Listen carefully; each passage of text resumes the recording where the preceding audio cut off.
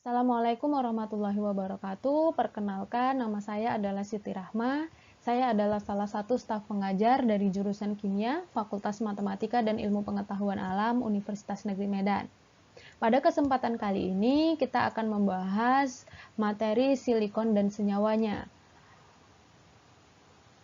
Pada pertemuan sebelumnya, untuk mata kuliah kimia non-logam ini, kita sudah membahas terkait materi unsur non-logam karbon. Nah, di sini kita akan membahas silikon, karena karbon dan silikon ini masih berada dalam satu golongan yang sama, yaitu golongan 4A. Topik yang akan kita bahas pada materi kali ini yaitu yang pertama, oksida silikon, bentuk, struktur, sifat, dan reaksi serta manfaat silika, macam-macam silikat, definisi dan rumus kimia zeolit, macam-macam zeolit beserta strukturnya, aplikasi zeolit dalam berbagai bidang, serta material M41S. Nah, topik pertama yang akan kita bahas adalah terkait oksida silikon. Silikon memiliki dua oksida, yaitu silikon monoksida dan silikon dioksida. Silikon monoksida atau SiO dapat dihasilkan dari reduksi silikon dioksida atau SiO2 dengan Si pada temperatur tinggi, seperti yang terlihat pada reaksi berikut. Bentuk kristal SiO2 yang paling umum adalah silika atau biasanya dikenal dengan mineral kuarsa. Sebagian besar pasir tersusun dari silika, biasanya mengandung berbagai pengotor, terutama oksida-oksida besi. Adalah menarik untuk diperhatikan bahwa CO2 dan SiO2 memiliki sifat-sifat yang sangat berlainan walaupun keduanya merupakan oksida dari golongan yang sama atau golongan 4A dan juga memiliki rumus molekul yang sama, CO2 dan SiO2. Pada suhu kamar, CO2 merupakan gas tidak berwarna, sedangkan SiO2 berupa padatan dengan titik leleh 1600 derajat Celcius dan titik didih 2230 derajat Celcius. Perbedaan titik didih tersebut disebabkan oleh faktor ikatan. CO2 terdiri dari satu molekul-molekul nonpolar triatomik yang berukuran kecil, sehingga tarikan antar molekul-molekulnya disebabkan oleh gaya dispersi yang relatif lemah. Sedangkan SiO2 mengandung jaringan ikatan kovalen SiO dalam kisi molekular raksasa. Setiap atom Si terikat oleh 4 atom O dan setiap atom O terikat pada 2 atom Si. Topik selanjutnya yang akan kita bahas yaitu tentang bentuk-bentuk silika. Dikenal ada 3 bentuk silika, yang pertama adalah kuarsa, kemudian ada tridimit, kemudian ada kristobalit. Di sini ada gambarnya, ada kristal kuarsa bentuknya seperti di sini, seperti yang ada di layar, kemudian ada kristal tridimit dan ada kristal kristobalit. Di layar telah digambarkan diagram perbedaan suhu dari masing-masing bentuk silika alfa maupun beta berdasarkan tingkat suhunya.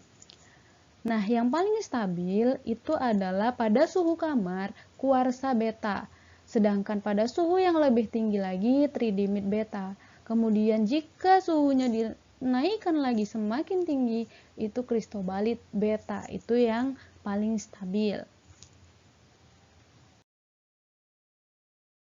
Struktur silika ditunjukkan pada beberapa gambar, yaitu struktur dari kristobalit beta, struktur kristobalit alfa, kuarsa beta, kuarsa alfa, dan tridimit beta serta tridimit alfa. Berdasarkan struktur kristal yang telah disebutkan sebelumnya, secara umum silika dalam segala jenis bentuknya bersifat tidak reaktif. Senyawa ini hanya dapat bereaksi dengan gas fluorin, asam hidrogen fluorida, atau dengan larutan basa. Reaksi dengan larutan basa menunjukkan bahwa SiO2 atau silika merupakan oksida asam. Reaksi silika dengan HF atau asam hidrogen fluorida sering digunakan dalam analisis kualitatif. Kenapa demikian? Karena senyawa volatil silikon tetrafluorida yang dihasilkan dari reaksi ini akan mengalami reaksi hidrolisis membentuk asam silikat, seperti yang ditunjukkan pada reaksi yang ada pada layar. Sedangkan reaksi antara silika dengan hidroksida alkali akan menghasilkan garam-garam silikat seperti Na2SiO3N molekul dan Na4SiO4. Selanjutnya kita akan membahas terkait manfaat dari material ini. Yang pertama adalah material silikat atau mineral silikat yang biasanya dimanfaatkan dalam pembuatan alat-alat optik karena sifatnya yang dapat tembus cahaya baik dalam daerah tampak maupun dalam daerah ultralembayung. Kemudian yang kedua yaitu mineral silika yang biasanya dimanfaatkan sebagai bahan dasar utama dalam industri gelas. Nah, kemudian yang ketiga ada silika gel. Kita tahu bahwa silika gel ini digunakan umumnya sebagai bahan pengering atau bisa juga digunakan sebagai katalisator yang efektif. Silika gel ini diperoleh dari reaksi dehidrasi asam silikat yang mengandung kira-kira 4% air. Sedangkan silikon atau Si digunakan secara luas dalam pembuatan transistor.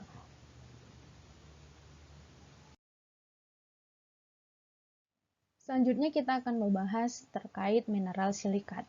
Jika karbon merupakan unsur kunci dalam kehidupan, maka Si merupakan unsur kunci dari dunia mineral. Mineral yang kita bahas adalah silikat. Umumnya sebahagian besar silikat sangat tidak larut dalam air. Hanya silikat dari logam alkali yang sederhana yang larut dalam air. Sifat umum dari mineral silikat adalah kekompleksan anion silikatnya. Namun sebenarnya anion-anion kompleks berasal dari unit struktur dasar yang sama, yaitu susunan tetrahedral sederhana dari 4 atom O di sekitar atom pusat Si. Tetrahedral ini dapat berupa unit terpisah, bergabung, membentuk lembaran, atau membentuk kerangka 3 dimensi. Sehingga terdapat beberapa kelompok silikat. Yang pertama adalah ortosilikat, pirosilikat, silikat siklis, silikat rantai, silikat lapis, dan silikat 3 dimensi. Kita akan bahas satu-satu tentang material silikat ini. Yang pertama adalah ortosilikat. Ortosilikat ini tersusun atas satuan-satuan SiO4 negatif berbentuk tetrahedral seperti yang ditunjukkan pada gambar yang ada di layar. Kemudian silikat ini biasanya dijumpai dalam mineral willemite, venasi, versterit, zirkon, dan olivin. Yang kedua adalah pirosilikat. Pirosilikat merupakan gabungan dari dua tetrahedral yang membentuk ion Si2O7 6 negatif. Contoh mineral silikat yang telah dikenal dari kelompok ini adalah tertofaltit, hemimorfit. Jadi ada dua saja, yaitu tertofaltit dan hemimorfit. Kemudian ada silikat siklis. Jika atom oksigen dalam setiap tetrahedra digunakan bersama oleh dua satuan, maka akan diperoleh dua struktur silikat siklis dengan rumus umum SiO3 pangkat 2N negatif dalam kurung N. Nah, jika N sama dengan 3, maka rumus kimianya menjadi Si3O96 negatif. Biasanya ditemukan pada mineral wollastonite dan benitoid. Nah, jika N sama dengan 6, tadi kan yang pertama N sama dengan 3, jadi dia membentuk Si3O96 negatif. Nah, jika sekarang N-nya diganti jadi 6, maka rumus kimianya menjadi Si6O18 pangkat 12 negatif. Nah, biasanya material ini atau mineral ini ditemukan dalam mineral beril. Nah, sekarang kita bahas silikat yang keempat, yaitu silikat jenis rantai. Jika satuan-satuan tetrahedral digabungkan dengan menggunakan 2 atom oksigennya, maka akan dihasilkan rantai sederhana atau disebut piroksen. Dengan rumus umum SiO3 pangkat 2N negatif dalam kurung N. Nah, biasanya dijumpai dalam mineral N-statit, yaitu MgSiO3, dan mineral spodumen atau LiAl SiO3 2 kali. Jika rantai sederhana digabungkan, akan dihasilkan rantai ganda atau amfibol dengan rumus Si4O11 pangkat 6N negatif dalam kurung N. Nah, misalnya adalah termolit yang memiliki rumus molekul CO2 Mg5 Si4 O11 OH 2 kali. Silikat amfibol selalu memiliki gugus hidroksil yang mengikat ion logam. Mineral asbes berasal dari silikat amfibol yang dihasilkan dengan menghilangkan logam atau karbon dalam termolit secara isomorfis. Mineral asbes yang memiliki nilai ekonomis adalah krisotil. Kemudian yang kelima adalah silikat lapis. Silikat ini terbentuk karena penggabungan satuan-satuan tetrahedral dengan menggunakan bersama 3 atom oksigen, sehingga terbentuk lapisan 2 dimensi tak berhingga. Silikat ini memiliki rumus empiris Si2O5 pangkat 2N negatif dalam kurung N. Satu lapisan dengan lapisan yang lain dalam silikat lapis diikat oleh gaya elektrostatis yang berasal dari ion logam yang ada. Karena gaya elektrostatis ini tidak sekuat ikatan SiO dalam lapisan silikat, maka mineral yang terbentuk terbagi dalam lembaran-lembaran tipis. Mineral silikat dalam kelompok ini meliputi lempung aluminosilikat dan mika. Dua contoh mineral lempung yang dikenal adalah mineral talc dan kaolin. Nah, jika atom Si digantikan oleh aluminium dan logam alkali, maka didapat logam yang lebih keras, seperti Kal2OH 2 kali Si3AlO10. Nah, yang terakhir adalah silikat 3 dimensi. Silikat ini terbentuk karena penggabungan satuan tetrahedral menggunakan keempat atom oksigennya, sehingga mempunyai susunan kristal tanpa adanya penggantian Si dengan logam. Rumus umum silikat ini adalah SiO2 atau dikenal tadi dengan kuarsa, tridimit, dan kristobalit. Penggantian Si4+ oleh Al3+ dalam kisi kristal SiO2 memerlukan tambahan ion logam untuk menjaga agar kenetralan listrik dalam kristal tidak berubah. Beberapa mineral yang didapat dari penggantian ini adalah feldspar, zeolit, dan ultramarin.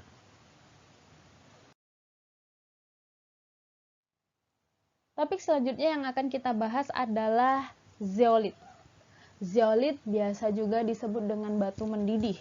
Zeolit merupakan salah satu mineral mikropori.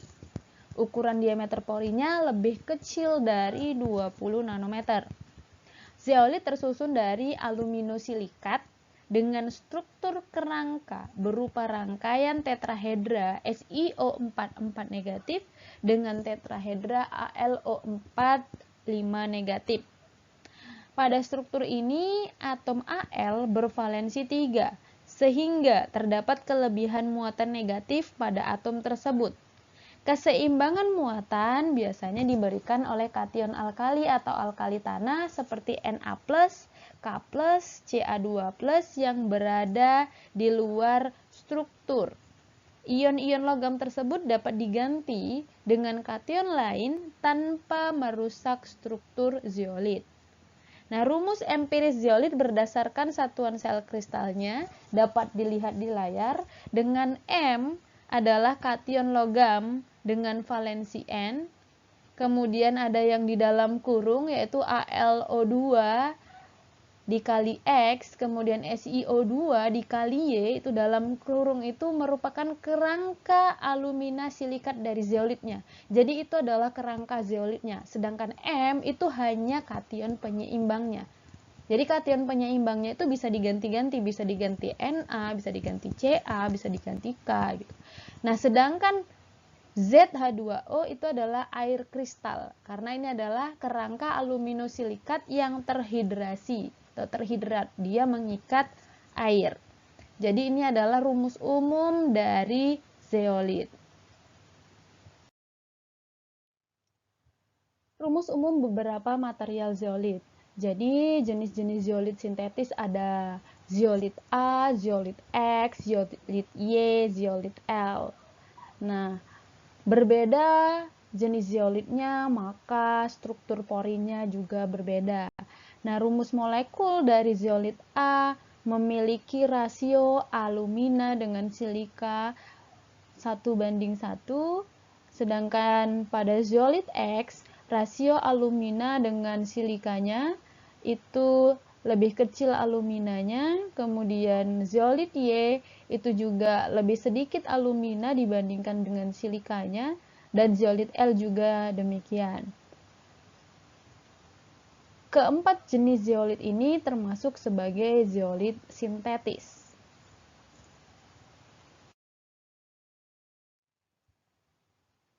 Nah, zeolit itu terbagi menjadi dua, ada zeolit alam, ada zeolit buatan atau zeolit sintetis.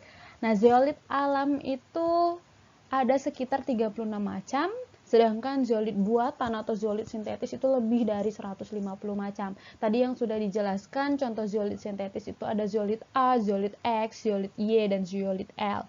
Nah, sedangkan zeolit yang ada di alam itu biasanya dikenal dengan analsim, kabasit, lipnotilolit, ferrierit, dan lain-lain. Nah, apa yang membedakan analsim, kabasit, lipnotilolit itu sama dengan zeolit sintetis tadi, yaitu rasio antara alumina dengan silikanya. Itu yang membedakan antara zeolit yang satu dengan zeolit yang lainnya. Kenapa? Karena dengan rasio alumina silika yang berbeda nanti akan dihasilkan pori yang berbeda. Pada layar telah ditunjukkan struktur dari pembentukan berbagai macam zeolit. Di sini ada contohnya faujasit, ZSM12, ZSM5, Theta1. Nah, faujasit itu hampir mirip dengan zeolit sintetis X dan Y. Dia awalnya sama, tersusun dari tetrahedra dari silika dan tetrahedra dari alumina, kemudian bergabung membentuk unit-unit. Di sini tertulis ada sodalit unit untuk bisa membentuk pori dari faujasit. Nah, biasanya memiliki ukuran pori yang spesifik. Nah, pada layar ini lebih spesifik pada contoh yang pertama, yaitu tadi contoh sodalit. Tadi ada sodalit itu, unit sodalit itu ada faujasit, ada zeolit X, ada zeolit Y, atau zeolit A. Nah, di sini lebih spesifik, ada tetrahedra TO4. Biasanya dikenal dengan TO4, di mana T-nya itu bisa diganti dengan Si atau bisa diganti dengan Al. Jadi tetrahedra alumina atau tetrahedra silika. yang kemudian tersusun membentuk sangkar sodalit, yang kemudian menjadi sodalit, kemudian jadi solid A, dan menjadi zeolit S. Ini adalah mekanisme pembentukan dari kerangka zeolit. Nah, kalau yang ini adalah struktur zeolit X. Secara spesifik, tadi ada sangkar sodalitnya. Kalau diperbesar, dia akan terlihat bahwa Si terikat pada O, terikat secara tetrahedral, kemudian terikat pada Al berselang-seling. Begitu seterusnya tergantung rasio SiAl-nya berapa. Kemudian di tengahnya adalah kation penyeimbangnya. Jadi ini jika sangkar sodalitnya diperbesar, kita bisa lihat dari kerangkanya seperti apa. Material zeolit memiliki banyak sekali aplikasi. Di sini disebutkan beberapa aplikasi dari material zeolit. Yang pertama adalah sebagai pembangun atau builder pada deterjen yang ramah lingkungan. Kemudian yang kedua adalah sebagai penukar ion atau ion exchange pada penyerapan ion logam berat dari limbah cair industri. Kemudian sebagai katalis pada konverter katalitik pengubah gas buang kendaraan otomotif dari berbahaya menjadi aman bagi lingkungan. Kemudian sebagai penyaring molekul atau molecular sieve pada proses penjernihan air untuk keperluan rumah tangga, dan sebagai pupuk bagi tanaman palawija seperti cabai dan tanaman-tanaman lainnya.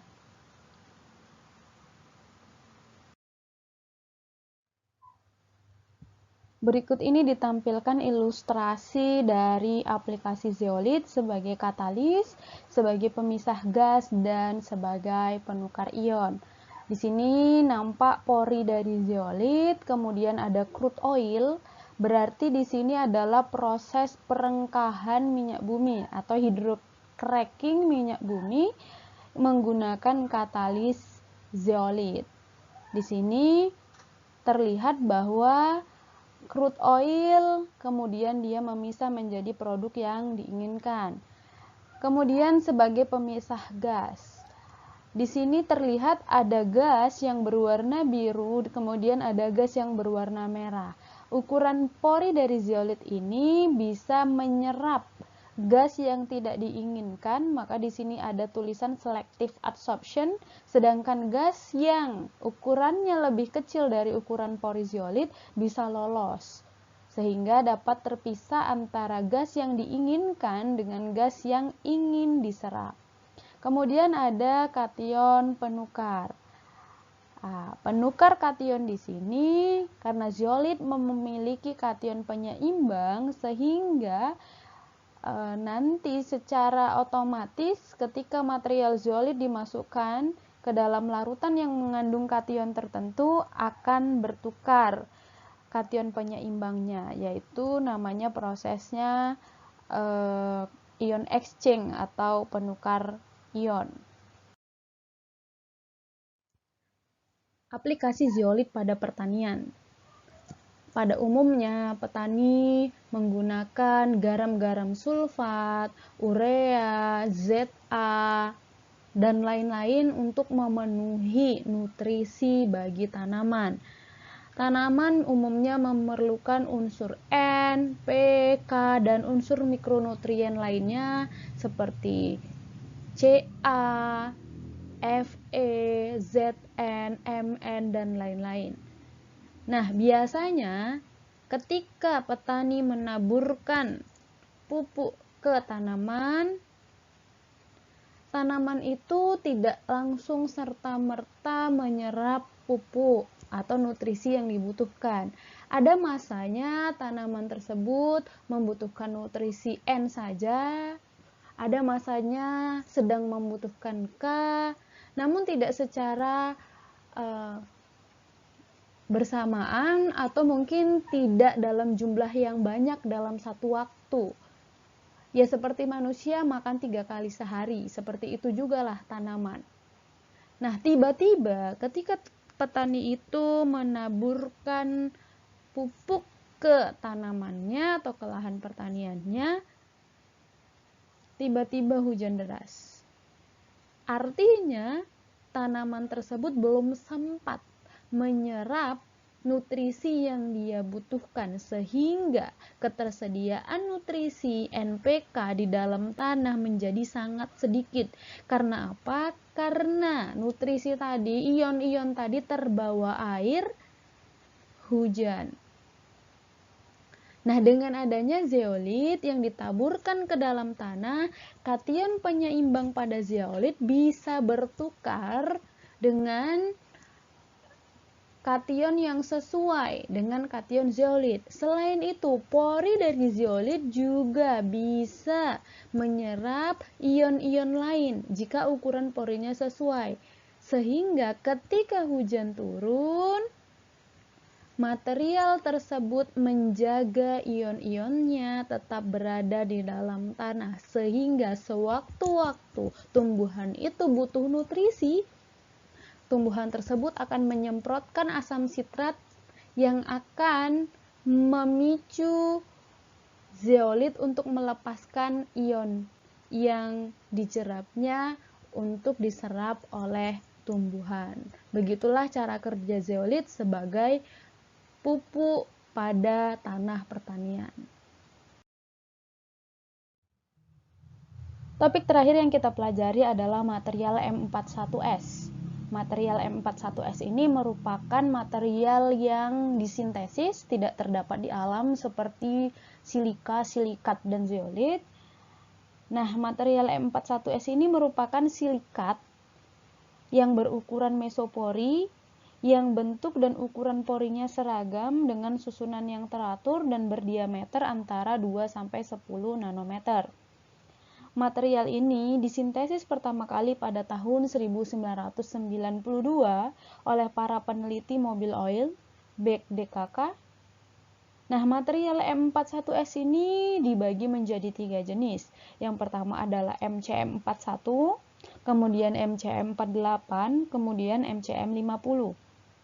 MCM41 seperti yang ditampilkan di layar, gambarnya menunjukkan bahwa MCM41 memiliki struktur pori heksagonal. Sedangkan MCM48 memiliki struktur pori kubus dan MCM50 memiliki struktur pori lamelar. Nah, di antara ketiga MCM, yaitu MCM41, MCM48, MCM50, yang paling menarik untuk dipelajari adalah MCM41. Sudah banyak penelitian yang dilakukan mengenai MCM41 ini. Kenapa menjadi menarik? Karena material ini memiliki pori dengan susunan heksagonal yang seragam, dengan ukuran pori yang dapat diatur dan well-defined. Karakteristik utama bahan MCM41 adalah stabilitas termal yang tinggi. Stabilitas termalnya bisa mencapai 800 derajat Celcius. Nah, luas permukaan spesifik yang besar yaitu bisa mencapai 1000 meter kuadrat per gram atau bahkan lebih, dan distribusi ukuran pori yang sempit. Nah, MCM41 memiliki bagian kosong sangat besar karena keberadaan mesopori, sehingga kerapatannya relatif rendah dan luas permukaan spesifiknya sangat besar. Selain itu, karena mesopori yang dikandungnya, MCM41 dapat memberikan akses kepada molekul-molekul besar dan memberikan kemudahan terjadinya proses difusi, di mana hal ini tidak dimiliki oleh bahan mikropori seperti zeolit. Nah, sifat inilah yang membuat MCM41 sangat menarik digunakan sebagai bahan pendukung untuk katalis heterogen dan juga sebagai adsorben. Referensi yang saya gunakan adalah dari buku Ajar Kimia Unsur yang diterbitkan oleh Gadjah Mada University Press yang ditulis oleh Dr. Suyanta MSI pada tahun 2013. Dan beberapa gambar yang ada dalam PPT ini diambil dari berbagai sumber dari internet. Silakan teman-teman bisa mencari referensi lain untuk meningkatkan pemahaman atau pengetahuan mengenai material-material seperti silikat, zeolit, dan M41S. Demikianlah pemaparan, pembahasan, penjelasan terkait materi silikon dan senyawanya. Kita telah membahas oksida-oksida silikon, silika, silikat, zeolit, dan material M41S. Mohon maaf apabila ada kesalahan. Saya ucapkan terima kasih telah mengikuti pemaparan materi ini sampai akhir. Saya akhiri. Assalamualaikum warahmatullahi wabarakatuh.